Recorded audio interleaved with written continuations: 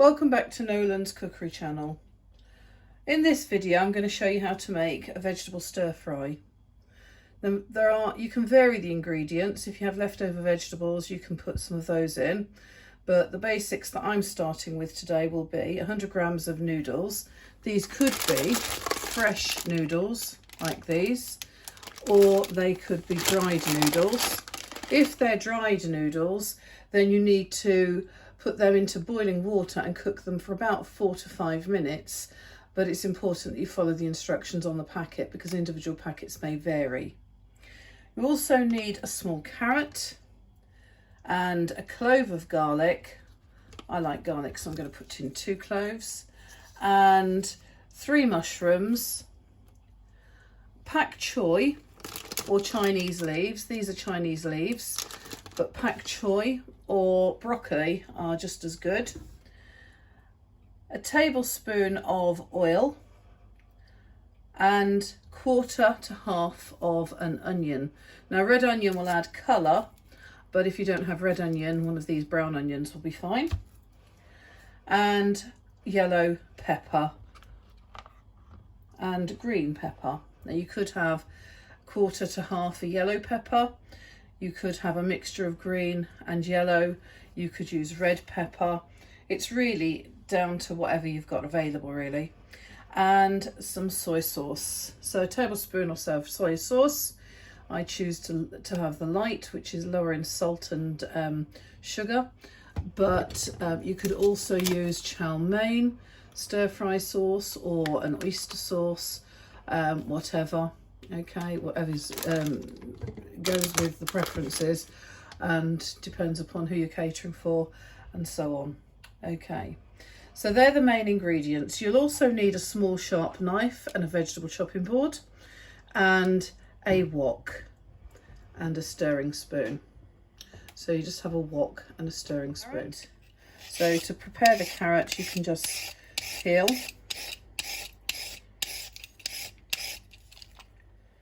Having peeled the carrot, I'm going to take the bottom off, and you could cut this into very thin julienne strips, but I'm going to, on this occasion, I will use the peeler to create thin strips.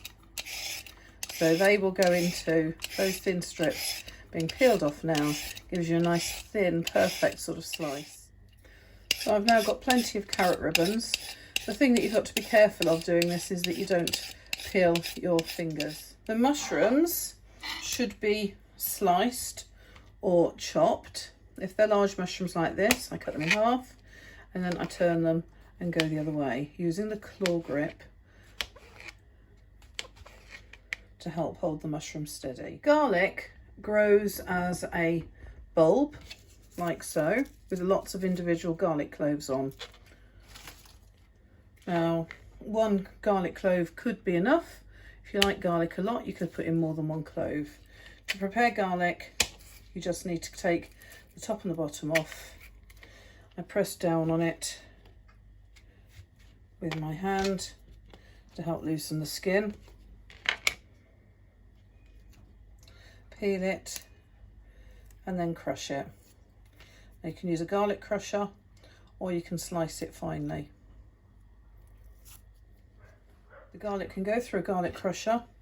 I've got an unusual one here which you can rock over the top. Personally, I prefer to just go under the bridge and slice the garlic up like so. So slice it into strips and then chop that finely. So bridge hold, claw grip again, being careful not to let the knife cut through your fingers. On something so small it does tend to go quite close to your fingers. Crushing will get the garlic a little bit smaller than this. For ginger, you need about 1 centimetre of the root. It grows under the ground. It's the roots of a plant. Basically take the outer layer off, cut your 1 centimetre like so. Trim all the edges off. Cutting down onto the chopping board so that you don't cut your fingers.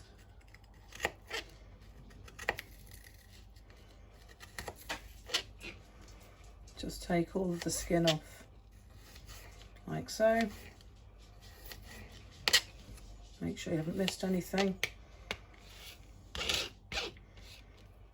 And then cut it into discs, if possible. It's just really finding a way around cutting it. If you notice any, don't forget to quality control, if you notice any bits of skin, they'll be really tough, so it's best to get rid of those. Okay. So you cut it into strips and then cut those strips up nice and fine. So using bridge hold, claw grip again.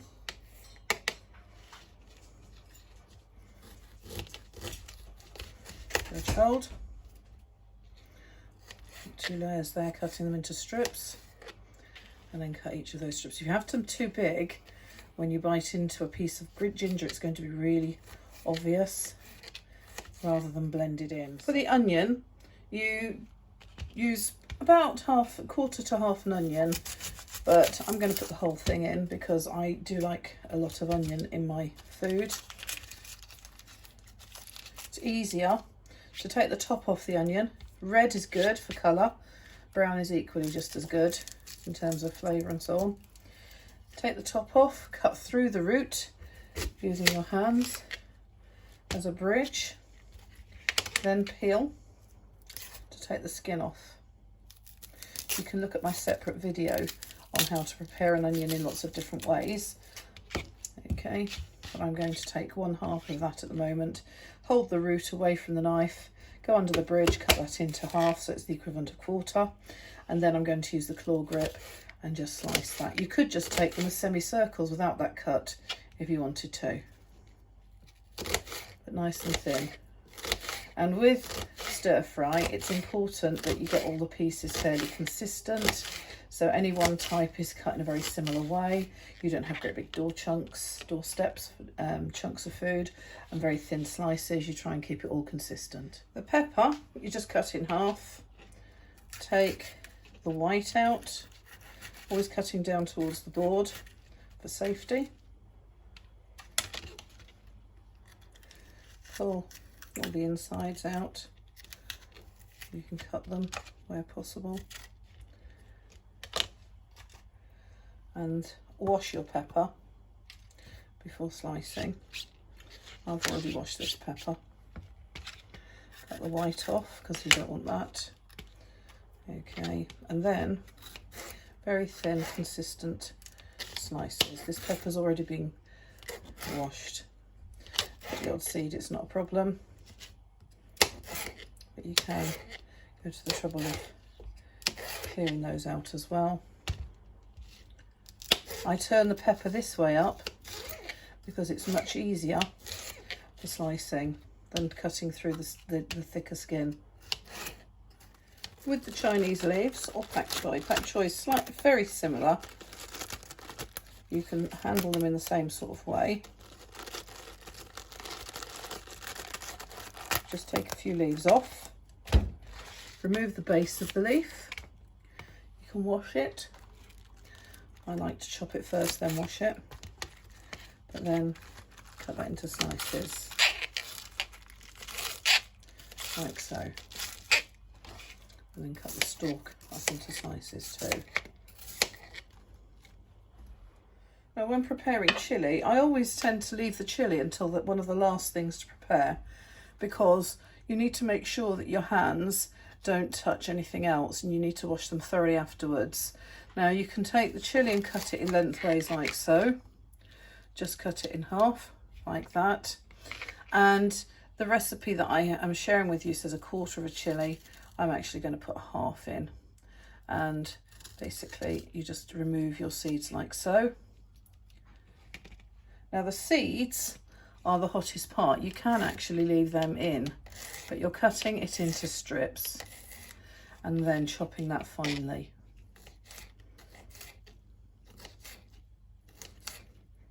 Now it's really important when you're handling chilli to make sure that your hands are clean afterwards, because it will cause your eyes to burn, but that when you're heating it, you don't heat it too hot, because otherwise it will start to irritate your eyes. Now the other half of the chilli, I'm just going to show you, can cut and use the seeds. You don't have to leave the seeds out.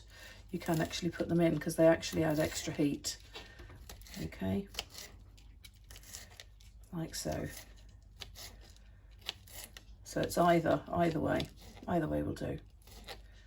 But wash your hands afterwards. Okay, you can see that I've now got the chopped onions, chopped garlic and ginger, chopped chilli, the Chinese leaves, mushrooms, pepper and carrot. You can put other things into a stir fry. I've put mange tout before now, and broccoli. Purple sprouting broccoli is nice in a stir fry. It's really a way to actually use vegetables, stay healthy. It's a really healthy method of cooking because it only uses 1 tablespoon of oil, and it cooks the food very, very quickly, and is very low fat and is full of vegetables, so that you can meet several of your 5 a day, and it's nice and healthy. It's a great food to eat. The variety of colour, the more colour you've got, the more the range of vitamins that you'll have in there too. To my wok, I'm going to add a tablespoon of oil. That's all you need. You don't need any more than that. Otherwise it will become dangerous to handle. So it's a tablespoon of oil. Now I'm going to heat the oil on a reasonably high heat, but put a little bit of onion in. So I've got it on a high heat to get heat going into the pan, and you'll see, right, that that will start to sizzle, and at that point I will start to cook the rest of the vegetables. Now the way a wok works is you use little oil, but you keep stirring, so you're stirring all the time to toss the food in that oil, and the heat travels up the pan, so that basically it will cook all of the food much quicker. You can see that that onion now is heating and sort of sizzling. So to that now I'm going to add in the rest of my onion, and I'll also add the garlic and the ginger at this point. Now I don't add the chilli until later, because if you put too much heat on chilli, it will actually start to release chemicals which then irritate your eyes, can make you actually very chesty, have a coughing fit. So you don't want to burn this, you just want to lightly stir it around for about 2 minutes. Now I've turned the heat down because I don't want the onions burning. It's nice for them to caramelise slightly. They're translucent at this stage, so they've got a glaze on them. And at this point, once they're translucent, you can start to add other vegetables in. So in will go the peppers, the chilies,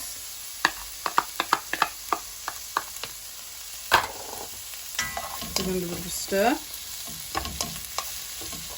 I've put this down to a medium heat now, and I've got it on a large ring as well. And to that then I'm going to add the mushrooms, the Chinese leaves, the ribbons of carrot that I've sliced,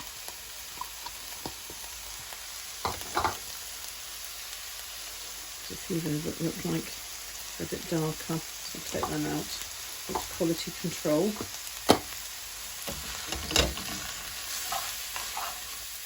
You can visually check your food as you're cooking. But now that everything's in there, I can turn the heat up a little bit.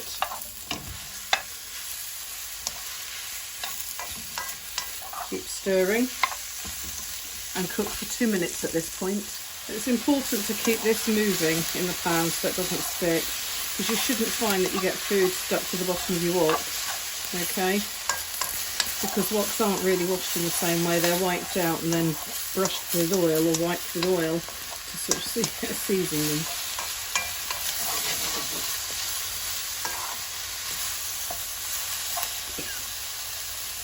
Oh, the chili's starting to get to me. Then at this point then you put your noodles in, sprinkle them in. They're quite difficult to stir into the mixture, especially if you've used dried ones. I tend to adopt a sort of paddling motion and then a turning in. So paddle it, then turn in. Paddle and turn. And keep scooping off the sides. Now at this point, that's been cooking for about 3 minutes, 2 to 3 minutes, on a medium heat.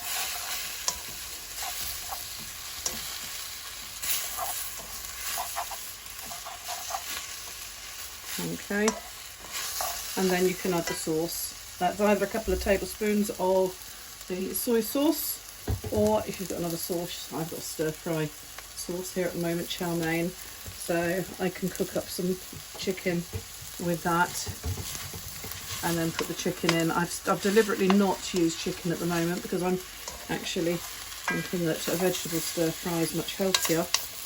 Okay, though chicken is a nice addition, and this is a nice sauce for with chicken and mushrooms. I've got the mushrooms in there but not the chicken. Okay, so stir that in. You just stir the sauce in as much as you think you need. 1-2 tablespoons.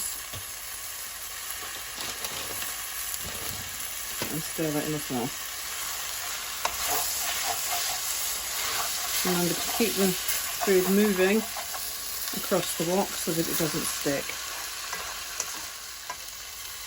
And that's it. The stir fry's finished and ready to serve.